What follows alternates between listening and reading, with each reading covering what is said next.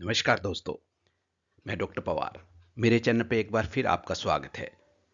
मैं आपको बताना चाहता हूं कि एंजाइटी डिसऑर्डर पे मैंने 1 से लेकर 7 पार्ट तक पहले ही बना दिए हैं ताकि आपकी सहायता हो सके। जी हाँ दोस्तों, एंजाइटी डिसऑर्डर पे विभिन्न पहलुओं पे मैंने वीडियो बनाए हैं ताकि आप समझ सके कि इन सब का कारण क्या है, इनका निवारण क्या है और इनको कैसे दूर किया जा सकता है। तो आज का जो टॉपिक है दोस्तों, वो है रिलेशनशिप एंजाइटी। जी हाँ दोस्तों, पार्ट 8 में हम डिस्कस कर रहे हैं रिलेशनशिप एंजाइटी। पार्टनर रिप्लाई न करे तो घबराहट क्यों होती है। दोस्तों, क्या आपको अपने रिश्ते में बार बार डर लगता है? क्या आपका पार्टनर आपको छोड़ तो नहीं देगा, ऐसी विचार तो नहीं आते हैं? क्या हर छोटी बात पर ज़्यादा सोचने लगते हो? अगर हाँ, तो हो सकता है आप रिलेशनशिप एंजाइटी का अनुभव कर रहे हो। तो दोस्तों, आज इसी के बारे में हम थोड़ा डिटेल में बात करेंगे। रिलेशनशिप एंजाइटी आखिर होती क्या है दोस्तों? सबसे पहले मैं आपको बताना चाहूँगा कि रिलेशनशिप एंजाइटी की ऐसी मानसिक स्थिति है जिसमें व्यक्ति अपने रिश्तों को लेकर लगातार चिंता, लगातार डर और असुरक्षा महसूस करता है। भले ही रिश्ता ठीक चल रहा हो, फिर भी मन में बार बार नकारात्मक विचार आते हैं। यह प्यार की कमी नहीं है दोस्तों, बल्कि डर ज़्यादा होता है। दोस्तों, रिलेशनशिप एंजाइटी में मुख्य लक्षण क्या क्या सामने आते हैं? अगर इनमें से कई बातें आप पर लागू होती है तो सावधान होने की ज़रूरत है दोस्तों, जो मैं अभी आपको बताने जा रहा हूँ। जैसे कि हर समय यह डर कि पार्टनर छोड़ ना दे, ये विचार आते हैं मन में, इस तरह के ख्याल आते हैं। फिर बार बार रीअश्योरेंस मांगना, तुम मुझसे प्यार करते हो ना, तुम मुझसे प्यार करते हो ना, इस तरह से रीअश्योरेंस मांगना अपने पार्टनर से। फिर अगला लक्षण है कि छोटे छोटे मैसेज या कॉल का जवाब देर से आए तो घबराहट होने लग जाती है कि क्या हो गया, क्या मुझे इग्नोर किया जा रहा है, इस तरह की बातें आती है। फिर ओवर थिंकिंग रहती है मन के अंदर, हर बात का गलत मतलब निकालने लग जाता है। पार्टनर के पास्ट और प्रेजेंट दोस्तों को लेकर इनसिक्योरिटी रहती है उसके मन में। और एक ये भी कारण है, ये लक्षण है इसका कि बिना वजह जो है दोस्तों जलसी महसूस हो जाती है। कोई ऐसा कारण नहीं, फिर भी मन के अंदर दोस्तों के प्रति या बॉयफ्रेंड के प्रति या किसी और रिश्तेदार के प्रति मन के अंदर ऐसी जलसी महसूस हो रही है कि मेरे पार्टनर से ये व्यक्ति क्यों बोल रहा है, ये क्यों इसका साथ दे रहा है, वगैरह वगैरह। तो इसके नेक्स्ट लक्षण मैं बताना चाहूँ, जैसे रिश्ते में खुश होकर भी मन बेचैन रहता है इसके। तो ये इस तरह के मुख्य लक्षण हुए दोस्तों कि रिलेशनशिप एंजाइटी के अंदर। दोस्तों, फिर रिलेशनशिप एंजाइटी के कारण क्या है? आखिर इसकी वजह क्या है? किस तरह से ये रिलेशनशिप एंजाइटी सामने आती है? तो रिलेशनशिप एंजाइटी के पीछे कई कारण हो सकते हैं दोस्तों। जैसे इसमें एक कारण ये है कि पास्ट रिलेशनशिप ट्रॉमा, यानी कि पीछे कोई ऐसा अनुभव, कटु अनुभव, बुरा अनुभव हुआ हो जिसमें रिलेशनशिप बिगड़ गया हो। और अगर पहले धोखा हो चुका हो रिलेशनशिप में, रिजेक्शन हो चुका हो या ब्रेकअप हो गया हो, तो इस तरह से ये एक कारण बन सकता है रिलेशनशिप एंजाइटी का। फिर दोस्तों, इसमें ना लो सेल्फ एस्टीम एक कारण हो सकती है। खुद को कम समझना, अपने आप को इन्फियोरिटी कॉम्प्लेक्स में रखना। तो इस तरह से रिलेशनशिप एंजाइटी में लो सेल्फ एस्टीम जो है वो भी एक रोल अदा करती है कि मैं इस प्यार के लायक नहीं हूँ। खुद को कम समझना दोस्तों। दोस्तों, फिर इसके बाद जो इसका कारण है वो है चाइल्डहुड अटैचमेंट इशू।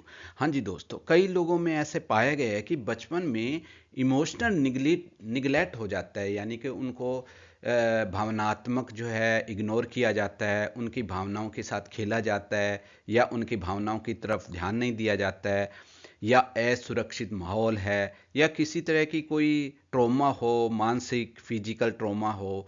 तो चाइल्डहुड अटैचमेंट भी इसका एक कारण है कि रिलेशनशिप एंजाइटी पैदा हो सकती है दोस्तों। फिर दोस्तों, इसमें एक कारण ये है कि ओवर थिंकिंग, जैसे जरूरत से ज़्यादा सोचना, हर छोटी छोटी बातों पे बहुत ज़्यादा सोचना। ऐसा हो गया, वैसा हो गया, हर बात को ज़्यादा सोचने की जो आदत है ना, वो भी रिलेशनशिप एंजाइटी में एक कारण बनती है, इसको बढ़ावा बढ़ावा देती है। तो जिससे पार्टनर जो है रिप्लाई न करे तो घबराहट हो जाती है। तो इसलिए रिलेशनशिप एंजाइटी में जो है वो ओवर थिंकिंग करना भी एक कारण है इसका।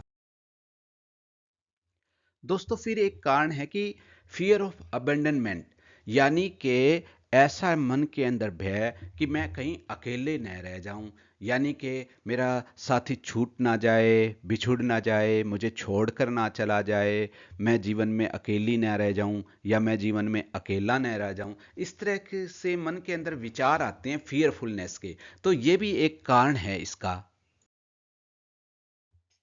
दोस्तों फिर कुछ लोगों में ये सवाल पैदा हो जाता है, स्वाभाविक है कि वो पूछते हैं कि रिलेशनशिप एंजाइटी और प्यार में फिर फ़र्क क्या है। तो दोस्तों मैं ये बताना चाहूँगा कि जो प्यार में सुकून होता है, शांति मिलती है, पीसफुलनेस रहती है, उसके अंदर स्टेबिलिटी रहती है, मन खुश रहता है। लेकिन जो एंजाइटी में, जो दोस्तों रिलेशनशिप एंजाइटी में डर रहता है हमेशा और बेचैनी रहती है, एक अजीब सा ख्याल मन में रहता है कि ऐसा ना हो जाए, वैसा ना हो जाए। तो इस तरह से एंजाइटी और प्यार में फ़र्क होता है। अगर रिश्ता आपको ज़्यादा थका रहा हो बजाय खुश करने के, तो उस पर ध्यान देना ज़रूरी है दोस्तों। फिर दोस्तों मैं आपको बताना चाहूँगा कि रिलेशनशिप एंजाइटी का बाहर आने का, इससे निपटने का आखिर तरीका क्या है। तो मैं आपको पहले ये बताना चाहूँगा कि अपने विचारों को पहचानें। हाँ जी दोस्तों, हर डर सच नहीं होता। यह खुद से कहना सीखें कि जो मैं सोचता हूँ या जो मैं सोचती हूँ, जो मेरे विचार आ रहे हैं, वे सचमुच में रियल नहीं है। तो इस तरह से अपने विचारों को पहचानने की कोशिश करें। दोस्तों फिर ओपन कम्युनिकेशन करें, जैसे पार्टनर से शांति से अपनी फीलिंग शेयर करें, प्यार से बैठकर चाय पे एक दूसरे की फीलिंग समझें, एक दूसरे से कम्युनिकेट करें, जो भी विचार आते हैं उसको शेयर करें, एक दूसरे की भावनाओं को आपस में आदान प्रदान करें। तो ओपन कम्युनिकेशन से भी काफ़ी हद तक इसको ख़त्म किया जा सकता है।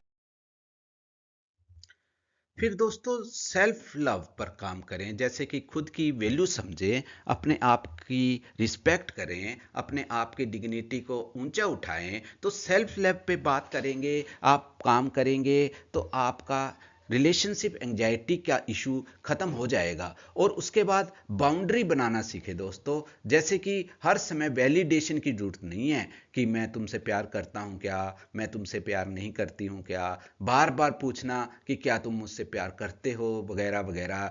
तो इस तरह से हर समय वैलिडेशन की जरूरत नहीं है। और प्रोफेशनल हेल्प लेने से न डरें दोस्तों। अगर वास्तव में बहुत ज़्यादा मामला बिगड़ गया है, रिलेशनशिप एंजाइटी के कारण जीवन प्रभावित हो रहा है, रिश्ता प्रभावित हो रहा है, परिवार प्रभावित हो रहा है, तो आपको कभी शर्माना नहीं चाहिए, प्रोफेशनल हेल्प लेनी चाहिए, जिससे कि आपके मन को शांति मिले और रिलेशनशिप एंजाइटी से छुटकारा मिले। तो दोस्तों इसके लिए सबसे महत्वपूर्ण जो डॉक्टर होता है वो है साइकेट्रिस्ट। तो आप साइकेट्रिस्ट से जरूर मिलें, ताकि आपकी समस्या वो समझ सके और उसके अकॉर्डिंग वो इलाज कर सके। फिर जरूरी एक बात और है दोस्तों इसमें, कि रिलेशनशिप एंजाइटी होने का मतलब ये नहीं कि आप कमजोर है। इसका मतलब है कि आपने जिंदगी में कहीं ना कहीं इमोशनल दर्द को झेला है और अब हीलिंग की जरूरत है दोस्तों। तो इसलिए मैं आपको कहना चाहूंगा कि रिलेशनशिप एंजाइटी से घबराना नहीं है। तो अगर आप अपने रिश्ते में बार बार डर, बार बार चिंता